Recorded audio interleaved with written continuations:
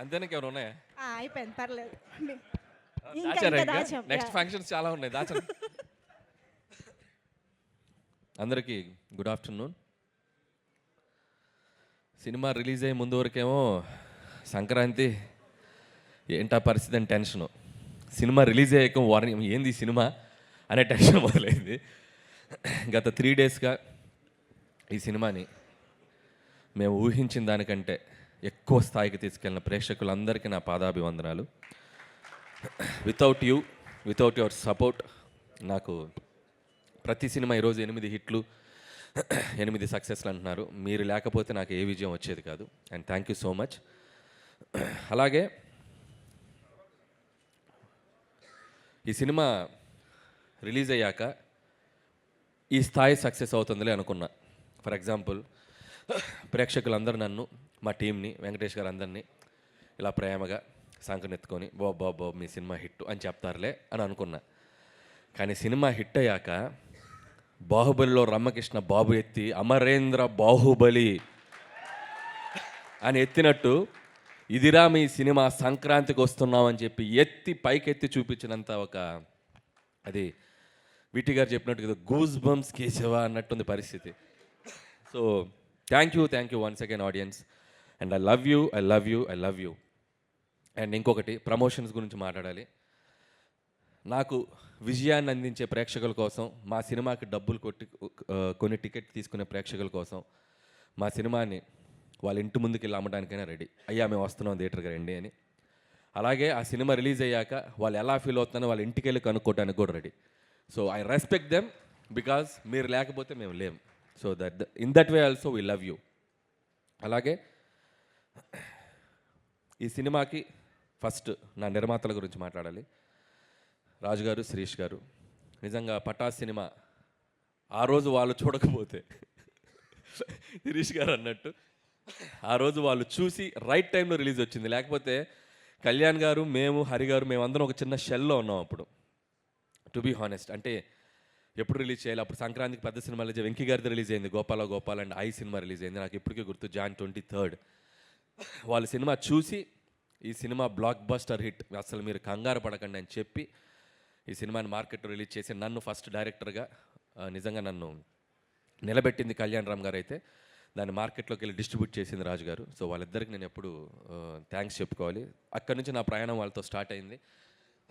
ప్రతి సినిమాకి ఎక్కడో చోట మాకు ఒక చిన్న వేవ్ లెంత్, కమ్యూనికేషను, ఒక ఫ్యామిలీ బాండింగ్ అది ఎప్పుడూ ఉంటుంది. సో సినిమా టు సినిమా నిజంగా వాళ్ళు నన్ను ఎందుకు బయటకు వెళ్ళనివ్వట్లేదు అని అంటున్నారు అందరూ. వాళ్ళేం బయటకు నన్ను ఏం కట్టేయలేదు అని, నువ్వు ఎక్కడే ఉండని, నీకు ఎక్కడ కావాలంటే అక్కడ చేసుకొని నేను ఎప్పుడు ఫ్రీడమ్ ఇస్తారు వాళ్ళు. బట్ నాకు వాళ్ళతో కనెక్ట్ ఉంది కాబట్టి నేను ఎప్పుడు వాళ్ళతో సినిమాలు చేస్తూనే ఉంటాను. అండ్ 1-2 సినిమాలు, ఒక సినిమా బయట చేసినా నేను మళ్ళీ రాజుగారి సినిమా నేను చేయడానికి ఎప్పుడు ready. So SVC is my home banner లాగా sir, I always with you. And ఈ సినిమా, ఈ సంక్రాంతి సినిమా వాళ్ళకి ఇది చాలా స్పెషల్ అండ్ నాకు చాలా స్పెషల్.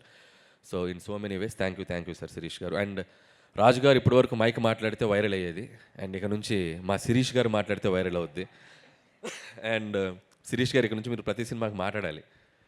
సో అలాగే నా టీం, నా టెక్నీషియన్స్, ముందుగా నా రైటింగ్ టీం అందరికీ, సాయి బాగా ఇంప్రూవ్ అయ్యావు స్పీచ్లో నువ్వు కూడా. ఏంటో ఈ సినిమా సక్సెస్ తర్వాత ఒక్కొక్కటికి మాటలు ఎక్కువ అవుతాయి, చూసుకొని జాగ్రత్త. అలాగే Ajju and additional dialogues Ajju and Naga. And అలాగే మా నారాయణ గారు. సో ఆయన లేరు ఈరోజు, ఆయన అమలాపురంలో, ఆయన గోదావరి డిస్టిక్లో సినిమా సక్సెస్ని ఎంజాయ్ చేస్తున్నాడు. అలాగే మా బాబాయ్ అరుణ్ ప్రసాద్ గారు రైటింగ్ టీంలో ఉన్నందుకు వాళ్ళందరికీ నా స్పెషల్ థ్యాంక్స్. వీళ్ళందరూ, సాయి, నారాయణ నాకు ఎంత పిల్లర్సో మిగతా టీం, రైటింగ్ టీం కూడా. సో వాళ్ళందరూ నాకు బ్యాకప్, నన్ను అలా నిలబడి కాస్తూ ఉంటారు ఎప్పుడు. అంటే వీళ్ళందరూ ఎలా ఉంటారంటే, సాయి, వీళ్ళ నారాయణ అసలు మొహాటం ఉండదు. ఏదున్నా కూడా ఆల్రెడీ చెప్పాను కదా, ఇది ఇంతే అని చెప్పి మొహాటం లేకుండా చెప్తారు. అలాంటి వాళ్ళు ఎప్పుడు టీంలో ఉంటారు, నాకు చాలా హెల్ప్ అవుతుంది. దాని థ్యాంక్ యూ సాయి. నేను అలాగే ఆర్టిస్టులందరికీ, సో అవసరాలు శ్రీనివాస్ గారు, మురళి గారు అండ్ శ్రీనివాస్ గారు, మీరు కూడా, శ్రీనివాస్ గారు మీరు కూడా మైక్లో కొద్దిగా అది అన్ని సినిమాలకి జనాలు వెళ్ళాలి, ఓకే. అది మరి వెళ్ళట్లే చెప్పకూడదు మనం, ఓకే.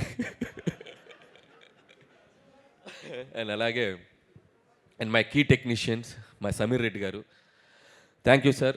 F2 అనే బ్లాక్ బస్టర్ చేసాం మన కాంబినేషన్లో, అండ్ దట్ 74 డేస్లో చేసాం. ఎందుకంత ఈగోకి తీసుకున్నారు, 2 రోజులు తక్కువ చేయాలనుకున్నారంటే. సో ఇది 72 డేస్లో ఫినిష్ చేసాం. అండ్ అలాగే మా ఆర్ట్ ప్రొడక్షన్ డిజైన్ ప్రకాష్ గారికి థ్యాంక్ యూ ప్రకాష్ గారు. అండ్ ఆల్వేస్ ఒక వెల్ విషర్ లాగా, సినిమా టెక్నీషియన్ లాగా వెల్ విషర్ లాగా ఉంటారు మీరు. Thank you so much. And అలాగే తమ్మిరాజ్ గారు. తమ్మిరాజ్ గారు ఏంటంటే, ఎవడైనా డైరెక్టర్ సినిమా తీస్తే డైరెక్టర్ గుడికి వెళ్ళాలి సినిమా హిట్ అవ్వాలని, లేదా ప్రొడ్యూసర్ వెళ్ళాలి. సరే మేము టెన్షన్గా రిలీజ్ అయ్యాక సక్సెస్ అయ్యాక వెళ్తూ ఉంటాం. ఆయన సినిమా రిలీజ్కి 4 రోజుల ముందు వెళ్ళిపోతాడు, మా అనిల్ సినిమా హిట్ అవ్వాలని. అంత మంచి కోరుకునే టెక్నీషియన్ నా పక్కన ఉంటాం. ఎక్కడికి వెళ్ళొచ్చారు? అరుణాచలం వెళ్ళొచ్చారా? అక్కడికైనా వెళ్ళి మొత్తం దర్శనం చేసుకొని ఈ సినిమా బ్లాక్ బాస్టర్ అని ఫిక్స్ అయ్యాక వచ్చారు మళ్ళీ ఇక్కడికి. అండ్ థ్యాంక్ యూ తమ్మిరాజ్ గారు. అండ్ మిగతా టీం, మా పిఆర్ టీం అందరికీ, వాళ్ళ గురించి ఆల్రెడీ మాట్లాడేశాను, వాళ్ళందరికీ థ్యాంక్స్. అండ్ మా మెయిన్ కోర్ టీం అండ్ భాగ్యం. ఈరోజు రిలీజ్కి ముందు చెప్పాం ఈ అమ్మాయి పాత్ర ప్రతి ఒక్కరూ కనెక్ట్ అవుతారని. నిజంగా ఐశ్వర్య రాజేష్ తప్ప ఈ పాత్ర ఎవరు చేయలేరు అన్నట్టు పెర్ఫామ్ చేసింది. సో భాగ్యం ఎంత కనెక్ట్ అయిందంటే, హౌస్ ఇంట్లో ఉండే ప్రతి భార్య అండ్ ఆడవాళ్ళు అందరూ అమ్మాయికి బాగా కనెక్ట్ అయ్యి ఈరోజు థియేటర్కి వచ్చి వస్తున్నారు. Thank you Aishwarya Rajesh. నువ్వు నాకు థ్యాంక్స్ చెప్పడం కాదు, నేను నీకు థ్యాంక్స్ చెప్పాలి. నువ్వు ఈ క్యారెక్టర్ని చాలా నెక్స్ట్ లెవెల్కి తీసుకెళ్ళావు. And thank you Aishwarya. And ఈ సినిమా తర్వాత తెలుగులో ఇంకా నువ్వు మంచి మంచి ఫిల్మ్స్ చేయాలి, తెలుగు అమ్మాయిగా ఇంకా గొప్ప గొప్ప పాత్రలు చేయాలని నేను మనస్ఫూర్తిగా విష్ చేస్తున్నాను. అలాగే మీనాక్షి చౌదరి, ఆ అమ్మాయి కూడా చాలా గ్లామర్ సైడు, చాలా అట్లాగే ఒక యాక్షన్ సైడు, తను ఇంతకుముందు చెయ్యని కైండ్ ఆఫ్ క్యారెక్టర్ తంది. అండ్ తను కూడా కామిక్ టైమింగ్ చాలా అద్భుతంగా పెర్ఫామ్ చేసింది ఐశ్వర్య రాజేష్తో పాటు కూడా. సో ఆ అమ్మాయి కూడా ఆల్ ది బెస్ట్ చెప్తున్నాను. And congratulations. అలాగే బుల్లిరాజు, రే ఏంట్రా నువ్వు, ఏంట్రా ఇదే, ఏం చేశారు నువ్వేం చేయలే.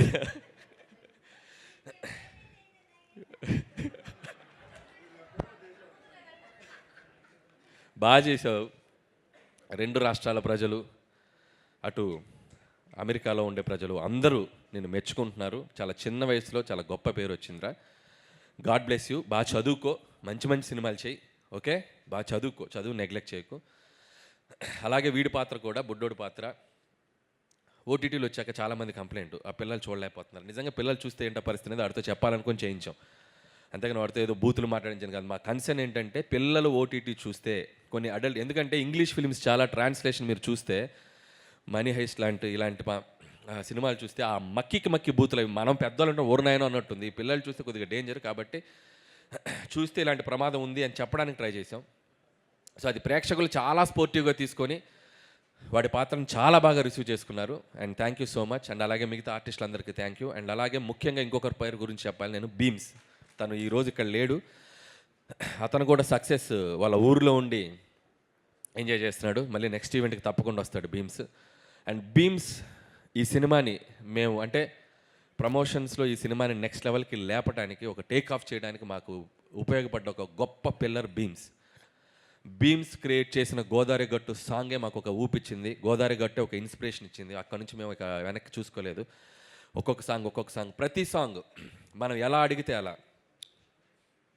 నా సిచ్యువేషన్ ఏది ఉంటే అది, సినిమాలో ఎలాంటి సిచ్యువేషన్ కావాలి ఏంటి అనేది దాన్ని తెలుసుకొని డైరెక్టర్ టేస్ట్కి తగ్గట్టు తనకి ఎన్ని కావాలంటే ఎన్ని వెర్షన్స్ కావాలంటే అన్ని వెర్షన్స్ ఇవ్వడానికి బీమ్స్ ఎప్పుడు ముందు వస్తాడు. అంటే బీమ్స్ ఒక లోకల్ ట్యూన్స్ చేయడంలో కానీ, లోకల్ అది క్రియేట్ చేయడంలో కానీ చాలా దిట్ట. తను ఇంకా ముందు చాలా గొప్ప సినిమాలు చేస్తాడు. అండ్ నాతోటి చాలా మంచి సినిమాలు చేస్తాడని నేను అనుకుంటున్నాను. బీమ్స్తో నా జర్నీ ఇంకా ఇలాగే కంటిన్యూ అవుతుంది. And love you Bheems. ఈ సినిమాకి నీ ఆడియో కూడా ఒక పెద్ద అసెట్ ఈరోజు ఈ సక్సెస్లో. And I love you Bheems. అలాగే వెంకటేష్ గారు లేరు కదా. సో వెంకటేష్ గారి గురించి చెప్పాలంటే, సో వెంకటేష్ గారు ఈజ్ ఆల్వేస్ లైక్, నేను ఆల్రెడీ చెప్పినట్టు ఇంత ముందు వరకు ఒక హీరో లాగా ఉండేవాళ్ళు, ఒక అభిమానిగా పనిచేశాను. అండ్ ఈ సినిమాతో మా ఇద్దరి మధ్య ఒక బాండింగ్ ఏర్పడింది. మా ఇద్దరి జర్నీ ఇంకా ముందుకు వెళ్తూనే ఉంటుంది. సో వెంకటేష్ గారు is like friend, A Guru and A family member to me.